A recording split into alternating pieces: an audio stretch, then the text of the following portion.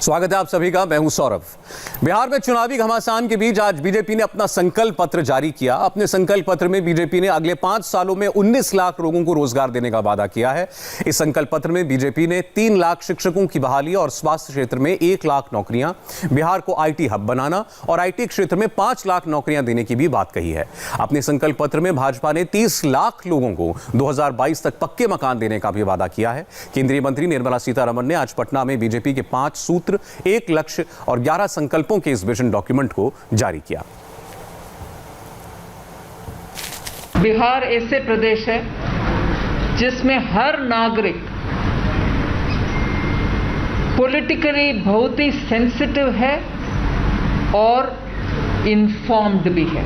उनको पूरे विषय समझ में आता है और विश्लेषण करते हैं और उनको ऐसे संकल्प पत्र रिलीज करने में से उनका भरोसा कमाना, if I can use that word, to get their भरोसा इतना आसान नहीं है। मगर भरोसा को आधार रखते हुए एक संकल्प पत्र भारतीय जनता पार्टी रिलीज कर पा रही है। इसीलिए रिलीज कर पा रही है कि हर एक जो संकल्प पत्र के द्वारा दिया गया प्रॉमिस को हमने पूरे करवाए। तो आइए आपको बताते हैं भाजपा के मैनिफेस्टो में ये 11 संकल्प क्या हैं। बीजेपी ने कहा है कि उसका पहला संकल्प है कोरोना का मुफ्त टीकाकरण और इसको लेकर के खासी राजनीति भी हो रही है। आरोप लग रहे हैं कि कोरोना जैसे बीमारी का भी राजनीतिकरण भाजपा ने किया। इसके अलावा 3 लाख नए शिक्षकों की भर्ती। तीसरा संकल्प है आईटी हब में 5 लाख से ज्यादा रोजगार देना। 11 में से चौथा संकल्प बीजेपी का है 1 करोड़ महिलाओं को स्वावलंबी बनाने का। 5वां संकल्प है स्वास्थ्य विभाग में 1 लाख नौकरियां देने का। 6ठा संकल्प दलहन की खरीद अब एमएसपी की दरों पर होगी।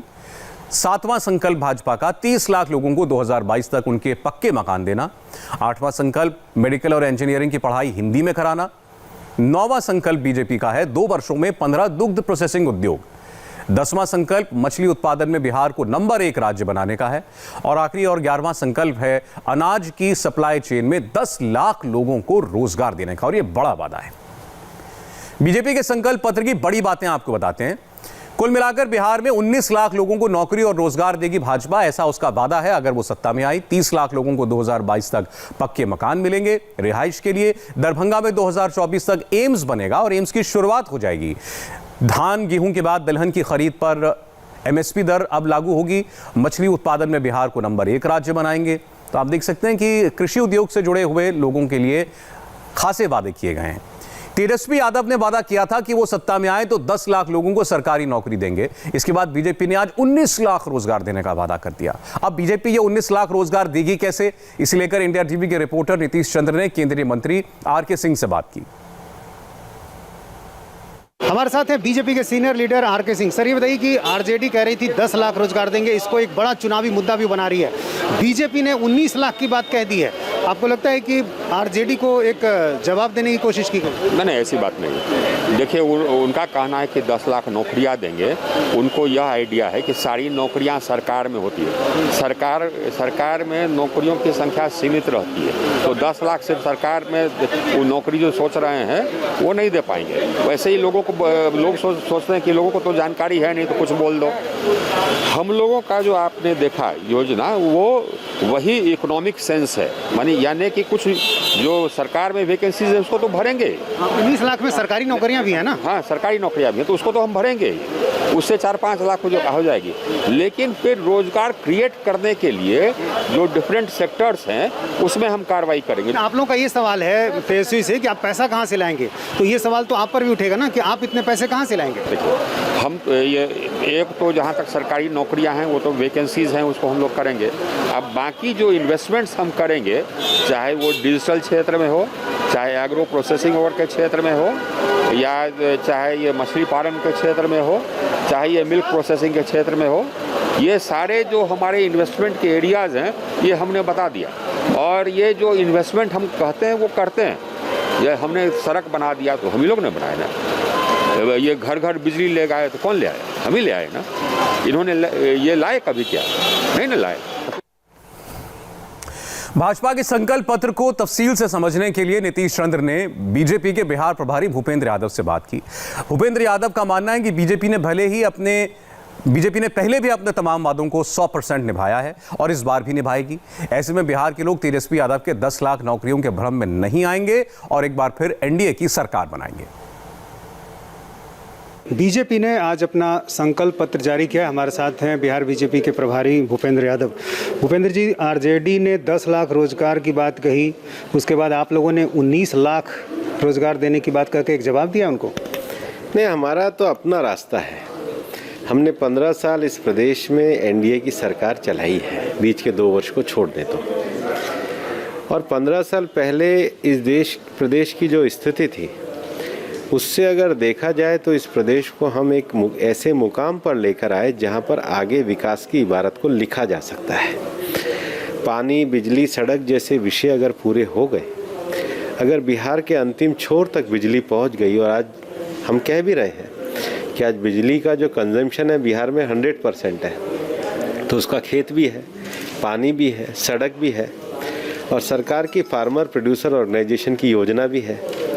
अगर ये फार्मर प्रोड्यूसर ऑर्गेनाइजेशन बनते हैं, कृषि उत्पादन संगठन अगर ये बनते हैं, और जो हमारी बनाने का संकल्प है, ऐसे 1000 फार्मर प्रोड्यूसर ऑर्गेनाइजेशन में निश्चित रूप से हजार किसान जुड़ करके 10 लाख नए रोजगार के अवसर पैदा होंगे। और जब 10 लाख इस प्रकार के नए रोजगार के अवसर पैदा होते हैं तो उससे जो सब्सिडी, जो अन्य रोजगार हैं, उनको भी विकास को बढ़ावा मिलता है। बिहार के बजट का साइज 10% बड़ा है। इसका अर्थ है बिहार की इकोनॉमी एक्टिविटी का स्केल बड़ा है, और इसमें अब मेडिकल क्षेत्र में, शिक्षा क्षेत्र में और विस्तार की संभावनाएं हैं। नए पदों का सृजन होना आवश्यक है।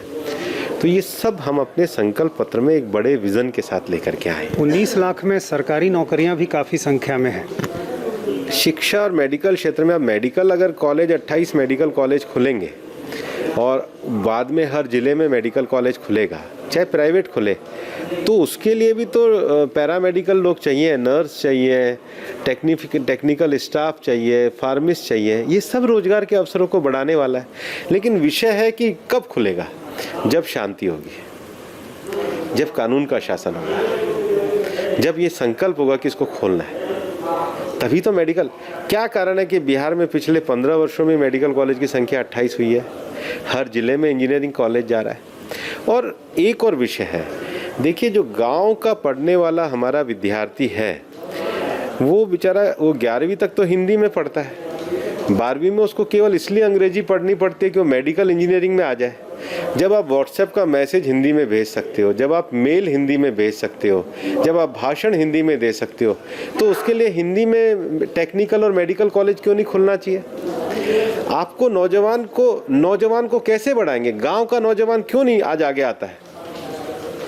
अपनी मातृभाषाओं में ये, और रशिया में तो रशियन में पढ़ाई जाती है मेडिकल, फ्रांस में फ्रेंच में पढ़ाई जाती है मेडिकल, तो भारत में अंग्रेजी में क्यों पढ़ाई जाए? तेजस्वी यादव ने जब 10 लाख नौकरियों की बात कही तो आप लोगों ने कहा कि पैसा कहां से आएगा? लगभग 60,000 करोड़ रुपए चाहिए। फिर ये सवाल तो आपसे भी बनेगा कि आखिर इतने पैसे कहां से आप लाएंगे? फार्मर प्रोड्यूस ऑर्गेनाइजेशन तो ये प्रक्रिया है, लोगों को बनाने के बाद वो ऑलरेडी एक सैंक्शन प्रक्रिया है। फिर उसमें 1000 फार्मर जुड़ेंगे, स्वरोजगार बढ़ेगा। मेडिकल कॉलेज खुल रहे हैं, अभी तो 28 मेडिकल कॉलेज पूरे खुलने जा रहे हैं, उसमें काफ़ी खुल गए हैं, उनका पैरा स्टाफ बढ़ने ही वाला है। इसमें सरकार पे बोझ कहाँ आ रहा है? और आप अगर आईटी क्षेत्र में लोग बढ़ रहे हैं, तो आईटी क्षेत्र में, प्राइवेट सेक्टर में लोग बढ़ रहे हैं। आज हिंदुस्तान में 177 अमेरिकन बिलियन डॉलर का हिस्सा है। बिहार में प्रतिभाशाली और मेधावी नौजवान है, उसको अवसर दिलाने का काम तो सरकार करेगी, लेकिन अपनी प्रतिभा पे वो आगे बढ़ेगा। उन सारे अवसरों का विजन, इसलिए मैंने कहा ये अनुभवशील सरकार है जो उस विजन के साथ आगे बढ़ रही है। बीजेपी से पहले महागठबंधन, कांग्रेस, लोक जनशक्ति पार्टी अपने अपने मैनिफेस्टो जारी कर चुकी हैं। अब देखना होगा बिहार की जनता को किसके वादों पर यकीन है। तेजस्वी यादव सरकार बनने पर पहली ही मीटिंग में उन्होंने कहा कैबिनेट की 10 लाख सरकारी नौकरी देंगे। भाजपा आई तो अब 19 लाख नौकरियों की बात कर रही है। तो ये चारों पार्टियां अपने अलग अलग दावे, अपने अलग अलग वादे कर रहे हैं मुख्य तौर पर। लेकिन अगर आप इसमें देखें तो तेजस्वी यादव एक छोर पर खड़े हैं, उनके सामने भाजपा और जेडीयू हाथ मिलाकर खड़े हैं। चुनौती बड़ी है तेजस्वी यादव के लिए, और बीच में अब एलजेपी भी कूद पड़ी है। एलजेपी तमाम सीटों पर चुनाव लड़ रही है। एलजेपी उन सीटों पर भी चुनाव लड़ रही है जहां उसके प्रतिद्वंदी कुछ जगहों पर भारतीय जनता पार्टी के होंगे। हालांकि चिराग पासवान बार बार ये कह चुके हैं कि उनका लक्ष्य भाजपा का मुख्यमंत्री बनाना है। बिहार के बेतिया में मौजूदा उम्मीदवार कांग्रेस पार्टी से हैं, लेकिन इस बार बीजेपी से उनकी कड़ी टक्कर होगी। बेतिया में बीजेपी का संकल्प जीतेगा या फिर तेजस्वी बनेंगे विकल्प? देखिए एक छोटे से ब्रेक के बाद।